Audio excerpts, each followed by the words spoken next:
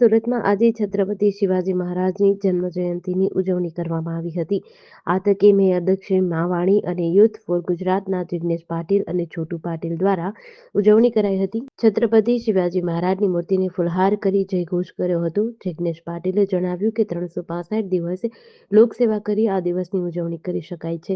સુરત શહેર મેયર દક્ષિશ માવાણીએ જણાવ્યું કે શિવાજી મહારાજ મુઘલો સામે લડ્યા હતા. તેમની વીરતાની ગાથા આજે પણ સૌના હૃદયમાં છે. છત્રપતિ શિવાજી મહારાજની 395મી જન્મજયંતિએ તમામ સુરતવાસીઓને હૃદયપૂર્વકની શુભકામના પાઠવું છું. છત્રપતિ શિવાજી મહારાજ મહાન યોદ્ધા, સાહસિકતા, પ્રજાલક્ષી કાર્યો અને તેમના જીવનમાં આજે આપણે પ્રેરણા લઈએ, કારણ કે મુગલોની સામે અડગ થઈને છત્રપતિ શિવાજી મહારાજ તે સમયમાં લડ્યા હતા.